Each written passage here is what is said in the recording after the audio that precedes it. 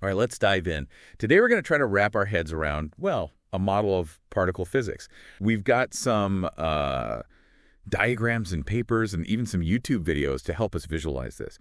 Basically, it's all about these T and V elements, kind of like quarks, but not that combine in these really cool ways. Yeah, it's like almost like cosmic Legos. Exactly. And the crazy thing is, they use just these T and D elements to build, well, like a whole universe of particles. It really is amazing how it all comes together, like how they combine and arrange themselves. It's incredible. So before we get too deep into the subatomic world, can we maybe start with the basics? Like, what exactly are these T and V elements, and what makes them, different? Well, you can think of them like tiny building blocks, right? And the main difference is their electric charge. So T elements, those have an electric charge. Oh, But V elements, those don't. so one's like positive and the other's neutral. Yeah, exactly. And I noticed in the visuals, the T and anti-T, those are like cones at the bottom of a circle. Right. And then the V and anti-V, those are at the top. Yeah, that's a really good way to visualize it, yeah. They're kind of separate from the start, Makes sense, given the charge difference thing. Absolutely. And then when these T and V elements come together, they form what we call groups. Okay. And the way these elements are arranged, like within the group, that's what determines its color. Hold on, color. We're talking like actual colors, like red and blue. Well, not exactly. It's not like the colors you see in a rainbow. It's more like a property, like a way of classifying these groups, sort of similar to like electric charge in the standard model. So it's more like a label than a literal color. Right. Like we might say, this group is red, that one is blue, even though they don't actually look like that. Okay, got it. So it's just a way to tell them apart based on how the T's and V's are arranged. Exactly. And there are 6 color charges in this model.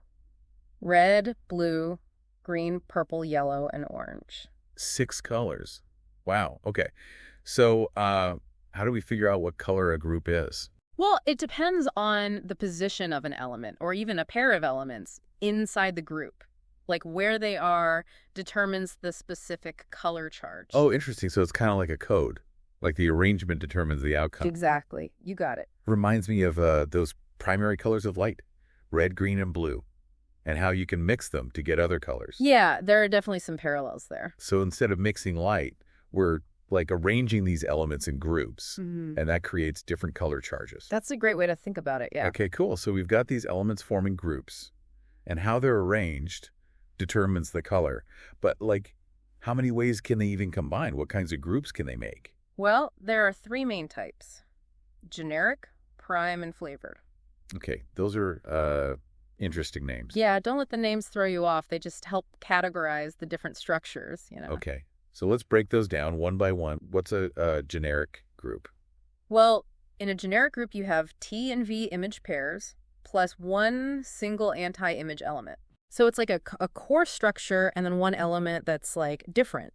And the position of that single anti-image, that's what determines the color of the whole group. Oh, wow. So that one element like determines the whole identity of the group, whether it's red or blue or whatever. Exactly. And then prime groups are a little different. Right. So prime groups, they only have either images or anti-images with no T reverse images. Okay. And here, the color depends on the position of a single non-paired image. So if prime groups, it's all about these single elements, and where they are is really important. Exactly. And then we have the flavored groups. All right. What makes those special? So flavored groups are like prime groups.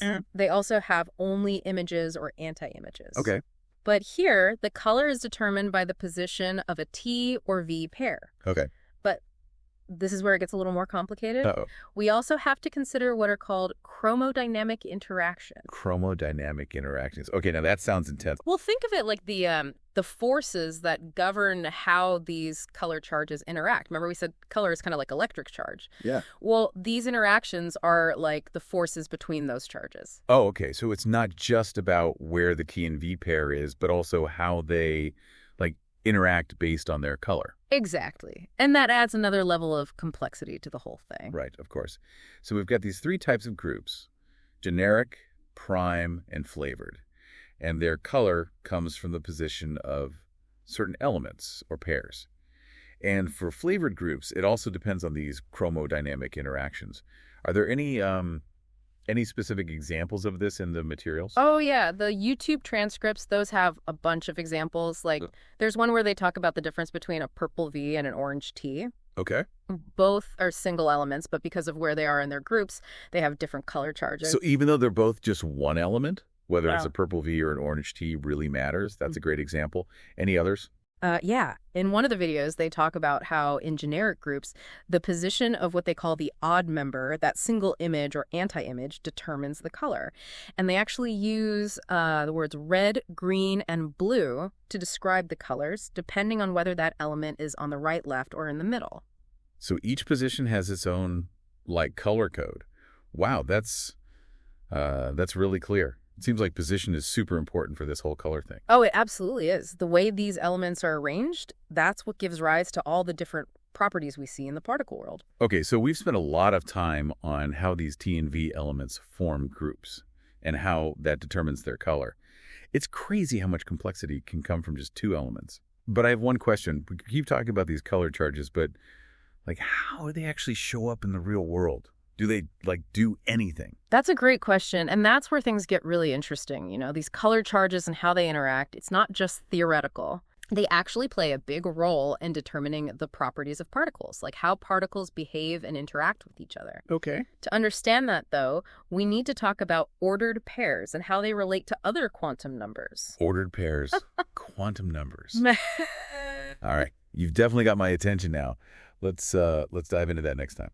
So yeah, the connection between these color charges and like how particles actually behave, it's pretty amazing. And it all comes down to how we represent these groups mathematically. Okay, think of fun. Last time you mentioned ordered pairs. What are those exactly, and how do they fit into all of this? So ordered pairs are basically a way to like encode information about a group of T and V elements. Okay. We write them as ST, where S is the number of combinations of elements in the group, Okay. and T represents the total number of elements in the group. So it's kind of like a coordinate system, but instead of points in space, we're talking about like combinations of these elements.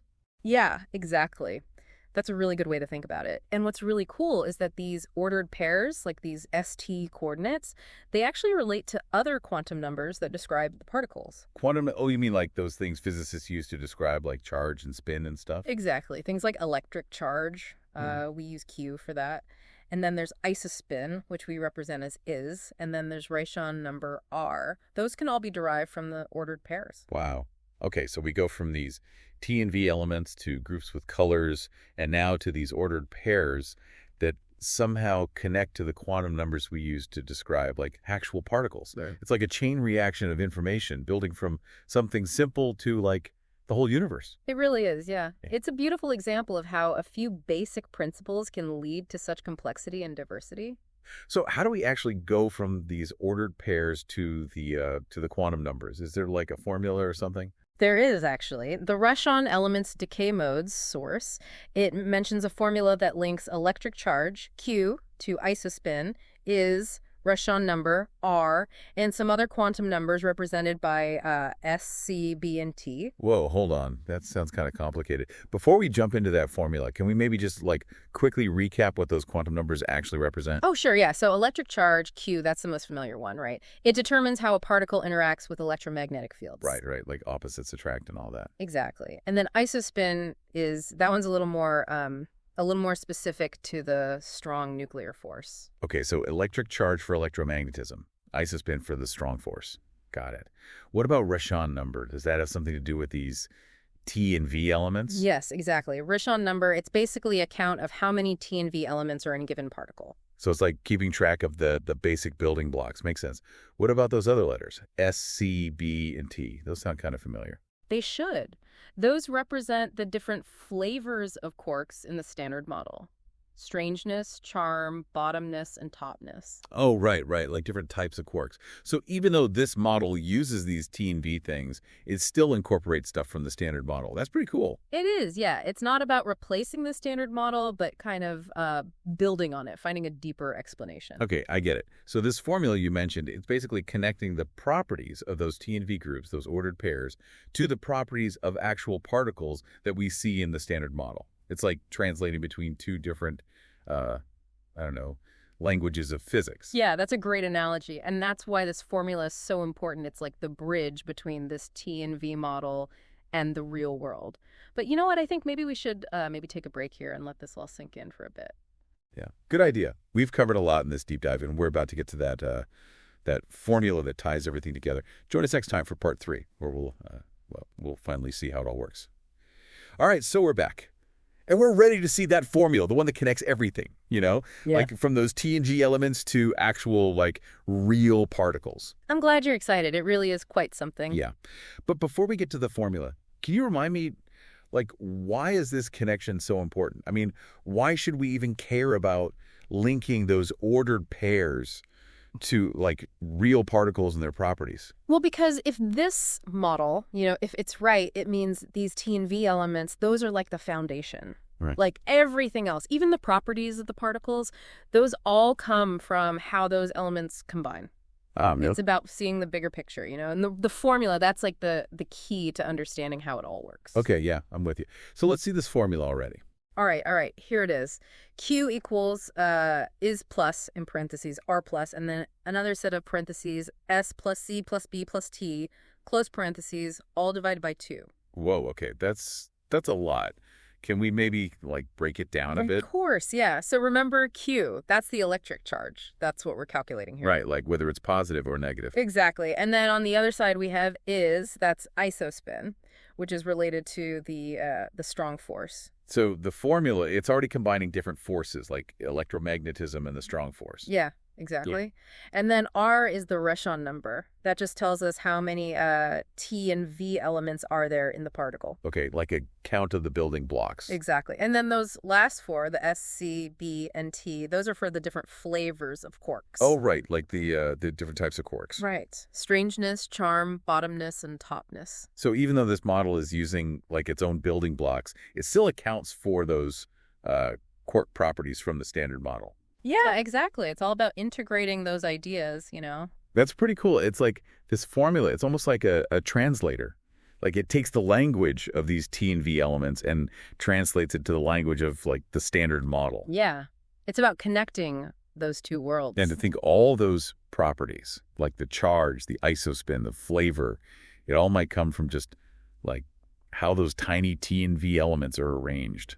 Mind-blowing. It really is. And it just shows how much we still don't know. This model, it's just one way to try and explain things. Yeah, of course. There are other theories out there, other ideas about what those fundamental building blocks might be. So the search continues. It always does. Well, this has been an incredible deep dive. I mean, we started with those mysterious T and V elements, then those groups with their color charges, then those ordered pairs, and now this amazing formula that, like, ties it all together. And who knows what other mysteries are out there just waiting to be discovered. Yeah, exactly. So to everyone listening, keep exploring these ideas, keep asking questions, and most importantly, stay curious.